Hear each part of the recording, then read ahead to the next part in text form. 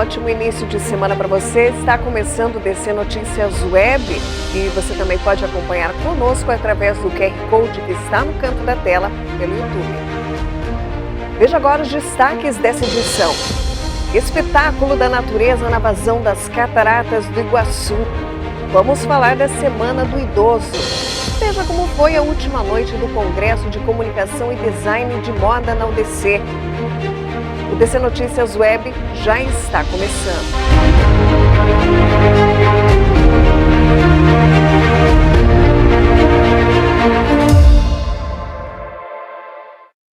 Olá, nós abrimos essa edição do DC Notícias Web falando que nessa segunda-feira as Cataratas do Iguaçu aumentaram ainda mais a vazão de água, saltando de 3 milhões do último domingo e atingindo 6 milhões de litros de água por segundo. O volume está 4 vezes acima da média, que é de 1 milhão e 500 mil litros de água por segundo. As Cataratas do Iguaçu apresentaram um aumento significativo na vazão de água, atingindo 6 milhões de litros de água por segundo. O volume atual é 4 vezes maior que a média normal de vazão, que gira em torno de 1 milhão e 500 mil litros de água.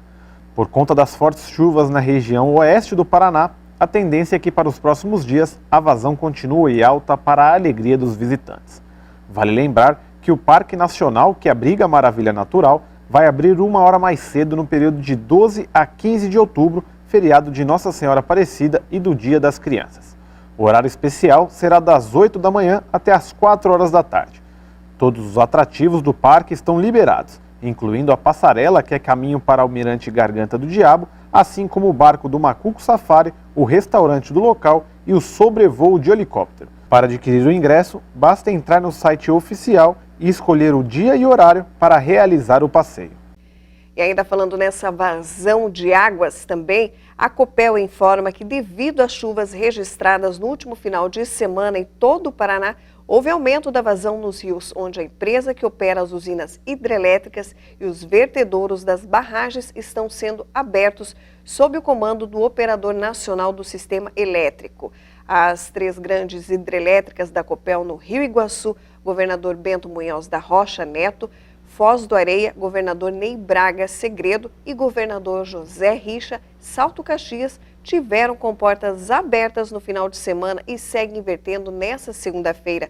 No Rio de Bagi, diante do aumento das vazões e da instabilidade do tempo que persiste na região central do estado, foi iniciado o vertimento na usina Governador Jaime Canete Júnior Mauá, na manhã dessa segunda-feira. A última noite do Congresso de Comunicação e Design de Moda reuniu renomes do mercado profissional. No último dia do 11º Congresso de Comunicação e o 14º de Design e Moda, que tem como tema a criatividade e temas contemporâneos, a reitora Rosicléia Rawage do Prado, da Universidade Dinâmica das Cataratas UDC, falou com os alunos e deu parabéns aos professores pela organização do evento. Parabéns a vocês por estarem participando do Congresso. Com certeza, nesses 2 dias que passaram, vocês já aprenderam muito.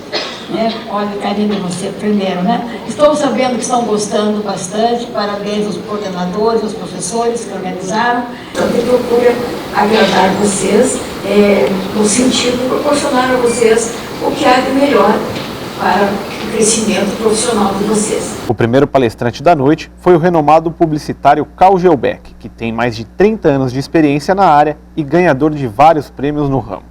Ele trouxe como tema o briefing, guia fundamental para a execução de um projeto. O briefing é um relatório que se cria dentro da agência para o pessoal poder fazer a criação.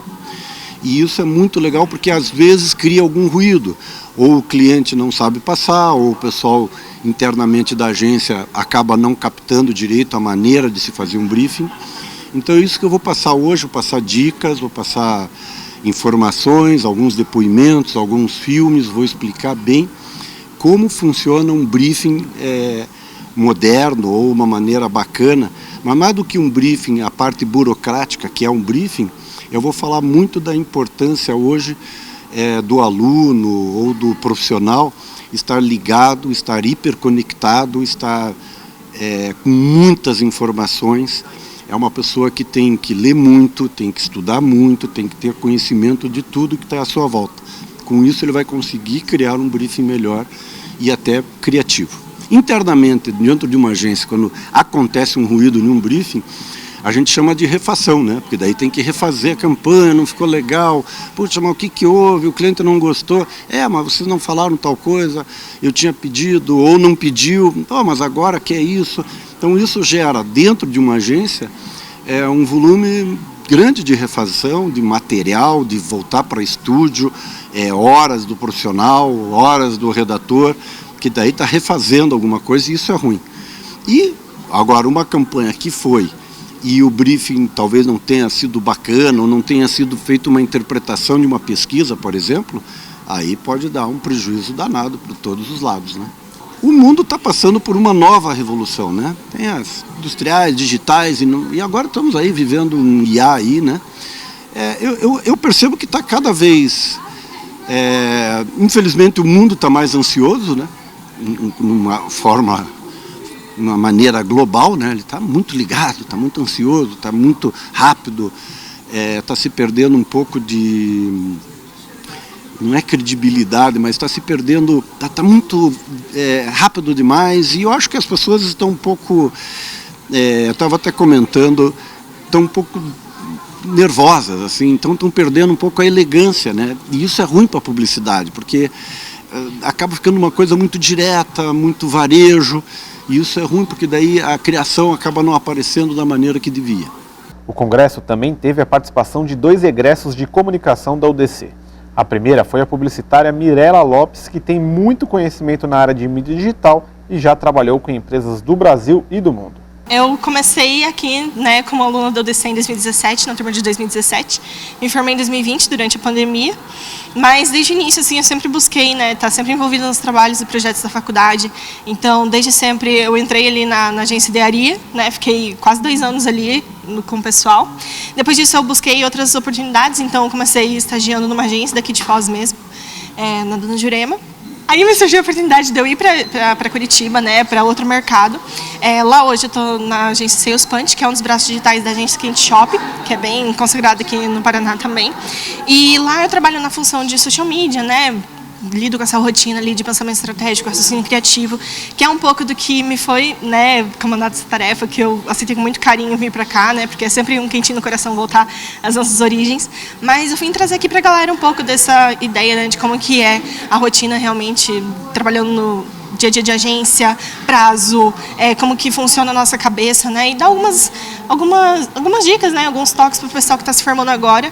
Então, acho que é importante, assim, ver gente nova, né, que agora eu me formei tem pouco tempo, mas eu já estou ali na caminhada faz 6 anos.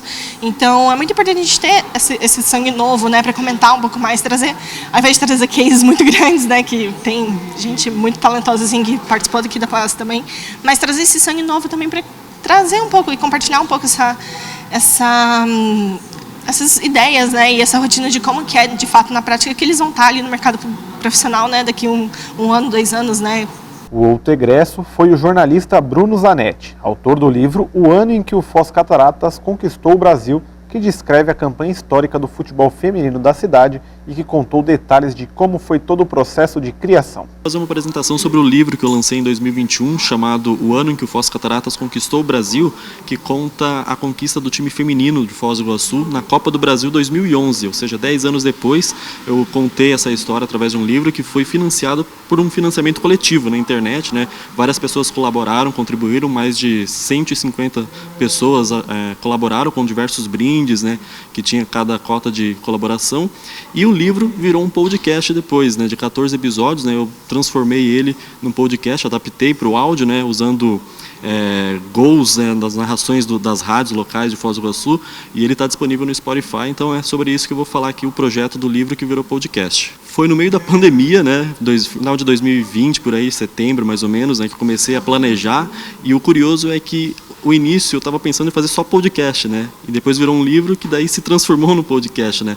Então eu comecei a captar as entrevistas com as ex-jogadoras, né? Conseguindo contato com elas, entrevistas por telefone mesmo, né, mensagens de áudio, e aí fui juntando isso. Quando eu me dei conta que o ano de 2021 faria 10 anos daquela conquista, eu achei que merecia algo mais especial, e aí comecei a desenvolver a ideia do livro, né, como na época eu acompanhei como repórter, né, todas as partidas, então eu tinha mais ou menos em mente como é que foram os jogos, né, e aí fui contando numa narrativa que fosse atrativa tanto para quem adora futebol, como também para quem não tem tanta assim, familiaridade com o esporte, mas que gostaria de valorizar o esporte local e o futebol feminino. E ainda nessa edição, vamos falar da Semana do Idoso.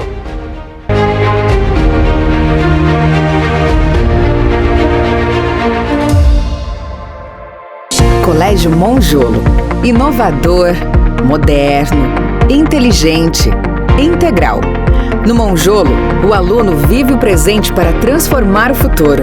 Convive com valores, inovações e avanços tecnológicos. O colégio valoriza as conquistas e a evolução do aluno, incentiva o empreendedorismo e conecta o mundo com programas internacionais. Colégio Monjolo, completo e cada vez melhor.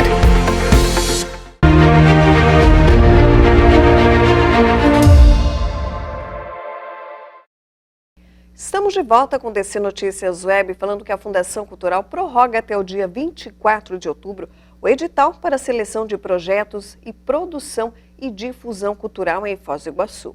O edital foi lançado em agosto e prorrogado agora até o dia 24 de outubro para a seleção de projetos de produção e difusão cultural em Foz do Iguaçu.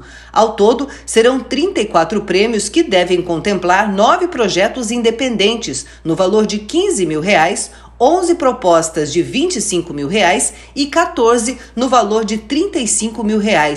Um investimento de R$900 mil na área cultural. O edital do Fundo Municipal de Incentivo Cultural é um edital que ele é administrado pela Fundação Cultural, né, mas junto com o Conselho Municipal de Políticas Culturais, que passa as diretrizes para nós. Esse edital, né, que está aberto, foi prorrogado até o dia 24, a oportunidade para fazedoras de cultura, trabalhadores da cultura, inscrever o seu projeto, a sua iniciativa. A partir daí, será feita uma seleção, né, desses projetos. Nós hoje contamos com R$900 mil, que está disponibilizado para esse fundo, para financiar projetos nas faixas de 15, 25 e 35 mil reais. Então, se o artista, o produtor cultural, o trabalhador da cultura quer submeter uma ideia, seja um livro que ele queira publicar, apresentações, circulação de apresentação, banda, teatro, circo, qualquer área cultural, exposição de artes, né, e patrimônio que ele queira propor, ele vai poder concorrer e circular com o seu trabalho e ser financiado pelo fundo. E como que vai ser essa seleção? A seleção é feita por meio de... Primeiro é feita a análise da documentação, no primeiro momento. Há um espaço, inclusive, para que seja feito o recurso, caso ache que tem que fazer o recurso, que é previsto em lei. No segundo momento, a gente vai fazer junto com os pareceristas. A Fundação Cultural tem um credenciamento de pareceristas, temos aí os pareceristas credenciados em todo o Brasil, que vão fazer análise desses projetos, com parecer do porquê, vão pontuar, colocar nota nesses projetos, para que a gente chegue aí aos primeiros colocados e possa contemplar os proponentes do fundo. Lembrando que tem que ser residente em Foz do Iguaçu para propor no Fundo Municipal de Incentivo Cultural, por conta da lei do Fundo Municipal de Cultura, a lei do Sistema Municipal de Cultura. E dessa vez, nós tivemos o ano passado R$600 mil. Dessa vez nós aumentamos R$300 mil, então R$900 mil. Serão bastante projetos nessas faixas, vai depender muito de quais as faixas que vão se inscrever, né? Mas o importante é que assim, tanto é divulgado, né, o trabalho do artista, quanto o trabalho da ação cultural. É um programa importante e ele é para atendimento à comunidade também, por meio da iniciativa do artista. É um clipe que ele vai fazer, é um show, é um catálogo de artes ou de fotografia, é uma exposição, então é um produto que vai acabar chegando na comunidade por meio desse financiamento. E esse projeto selecionado, ele fica em vigor até quando?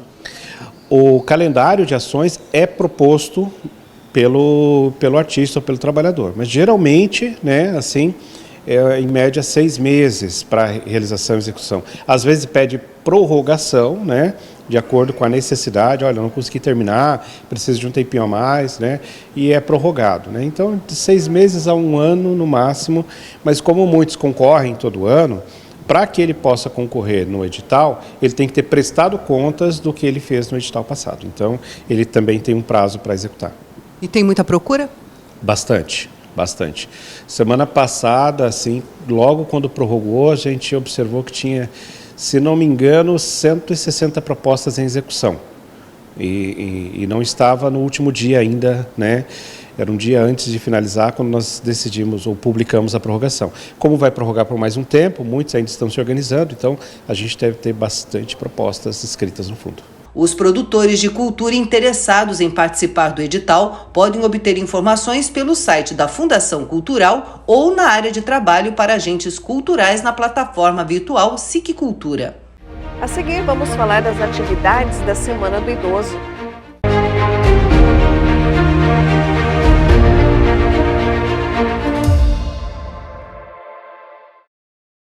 CAESP Foz, a maior e melhor aprovação em medicina. Ensino completo que transforma. Um colégio conectado, acolhedor, com aulas de empreendedorismo e muita inovação. Carinho e cuidados em cada detalhe para os melhores resultados. Da educação infantil à aprovação nos maiores vestibulares do país. CAESP é resultado, a maior e melhor aprovação em medicina. CAESP, líder em aprovação.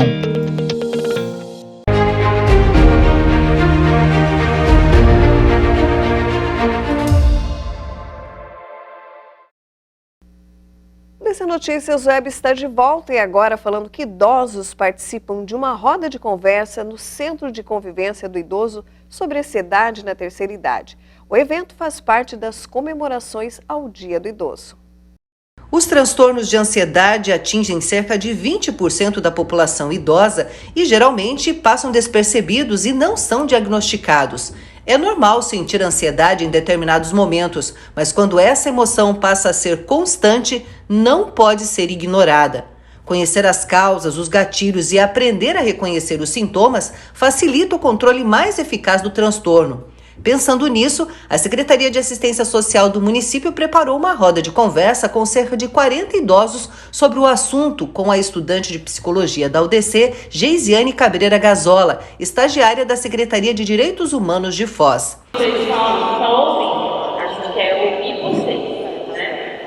Os idosos participaram fazendo perguntas e até mesmo comentários sobre esse problema. Do meu ponto de vista, é ocasionado por problemas que a gente tem. Todos temos problemas de uma forma ou de outra. É interessante, porque muita gente pensa que a ansiedade é o tratamento só medicamentoso, e não é. É possível controlar a ansiedade, a gente mesmo se autoconhecer. Eu, por exemplo, eu sou ansiosa. Quando fico ansiosa, eu tenho que comer doce. Eu sou uma formiga por doce. Ontem, depois do almoço, eu tive que ir na padaria comprar um pudim, porque veio aquele vazio. Então, mas à noite eu fui dançar, acabou tudo. Mas esses eventos são valiosos para as pessoas, principalmente aquelas que têm pouca agilidade, pouca tarefa, poucas coisas para fazer. Eu pratico, além da aula de teclado, eu pratico a dança cultural, eu danço na sexta-feira, no domingo à noite. Eu faço pequenos concertos de roupa, que eu acabo fazendo mais amizade. Eu não moro há muito tempo em Foz do Iguaçu. Eu tenho poucos conhecidos aqui, mas os poucos que eu tenho são valiosos para mim. Eu tenho que me controlar, senão eu trabalho demais, daí eu começo a ser agitada, né? Eu arrumo a cama, né? Arrumo tudo a casa, tudo sozinha. Esse trabalho realizado no Centro de Convivência do Idoso faz parte das comemorações da Semana do Idoso. Pensando no Dia Mundial do Idoso, que foi comemorado em 1º de outubro, nós programamos várias atividades aqui no Centro de Convivência do Idoso. Dentre essas atividades, são rodas de conversa, são palestras, bate-papo com alguns profissionais do município, são as diversas ações envolvendo a Fundação Cultural, que nos fornece arte-educadores com cursos de dança, com cursos de teclado, violão, e nesse momento, né, Pela manhã, nós estamos fazendo uma palestra sobre ansiedade na terceira idade. Todas essas palestras são voltadas para assuntos direcionados ao pessoal da terceira idade, né, aos idosos. São palestras envolvendo o direito dos idosos, ansiedade, logo mais uma palestra sobre nutrição. Então eles vão nos fornecer subsídios, nos fornecer informações de como os idosos podem estar resolvendo essas questões pessoais como depressão, como ansiedade, como solidão, muitas vezes, por ficarem sozinhos em casa e não terem atividades, né? Então a gente fornece aqui no Centro de Convivência do Idoso diversas atividades para que os idosos promovam a saúde e tenham mais contato com a comunidade de forma geral. Então, a Secretaria da Assistência Social, ela realiza, né, todo ano uma semana em comemoração ao Dia do Idoso, né? O Dia da Pessoa Idosa, esse é um dia comemorativo para nós da Secretaria da Assistência, onde nós chamamos toda a população para vir até aqui desfrutar dessas atividades, né, e conhecer também as atividades que são realizadas todos os dias, porque aqui no CCI nós desenvolvemos atividades durante toda a semana para todas as pessoas que têm interesse em vir cadastrar, aquelas pessoas acima de 60 anos, então é uma oportunidade, né, daquelas pessoas idosas que muitas vezes não têm atividades, que podem realmente participar dessas atividades aqui em conjunto com os demais sócios, demais pessoas idosas que estão participando aqui, então sim, seria uma oportunidade desses idosos interagir. A gente promove aí a convivência comunitária, onde esses idosos, entre outras pessoas assim dessa faixa etária, podem conviver e desfrutar dessas atividades aqui no CCI. As atividades aqui são gratuitas, as pessoas que têm interesse podem vir aqui fazer o seu cadastro e já participar dessas atividades. Aquelas pessoas acima de 60 anos que realmente têm interesse em participar, venho aqui, faço o cadastro e participo das atividades que são diariamente. São atividades de ginástica, atividades recreativas. Nós hoje mesmo estamos levando um grupo de idosos lá na Itaipu para conhecer Itaipu. Na sexta-feira os idosos foram conhecer as cataratas. Então é um hall de atividades onde as pessoas podem vir e aproveitar gratuitamente. Isso daqui previne muitas doenças, né, que muitas vezes as pessoas podem passar. Então assim, a faixa etária do idoso, então a gente entende que é uma possibilidade de adquirir doenças e aqui nós podemos prevenir essas doenças, onde as pessoas podem participar de atividades físicas, recreativas, socializar com outras pessoas, evitando realmente muitos mal maior.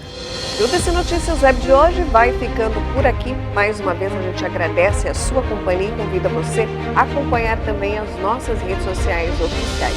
Até amanhã.